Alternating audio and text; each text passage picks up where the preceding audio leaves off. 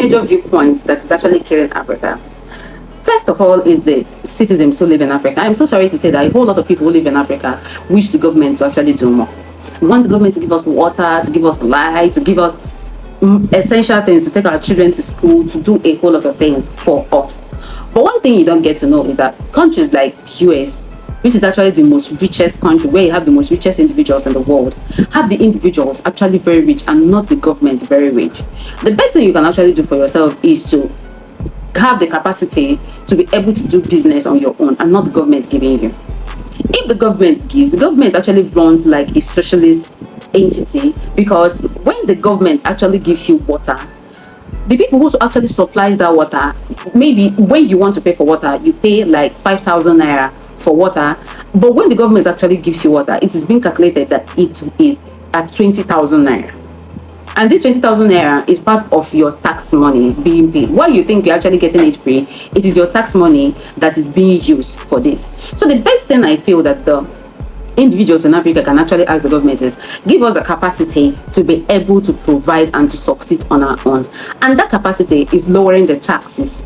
Lowering the taxes, giving us the capacity to be able to burn energy on our own and to be able to register businesses, business registration, being able to burn and produce things on your own.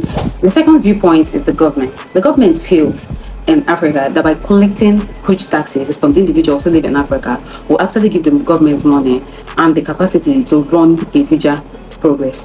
Imagine this: when a company moves into Nigeria and pays a whole lot of small taxes, and this company end up employing thousands of workers and using a lot of resources which they actually still buy from Nigerians and use our transportation, therefore employing a whole lot of people, a whole lot of product people, and they pay these low taxes. After like 3 to 4 years, if this company actually succeeds and still want to expand in Nigeria, if they were paying maybe, let us say, 100,000 naira, after 4 to 5 years after succeeding, they will actually build another plant, another company in another location and employ thousands of people again, and therefore be paying 200,000 naira in taxes, but for the two different locations. So if this company are paying low taxes and they come into the country and actually expand more than they were initially when they came into the country, you see a whole lot of progress. You see a whole lot of companies rushing into the country because of low taxes. One thing that is with low taxes is that if your country doesn't collect low taxes, you don't see these companies rushing into your country. They see them rushing into the countries that actually offer low taxes. Countries like Singapore do not really have much of these natural resources, but what they use to attract a whole lot of companies into their country is actually low taxes. Small businesses cannot be able to afford to pay these huge taxes. Huge businesses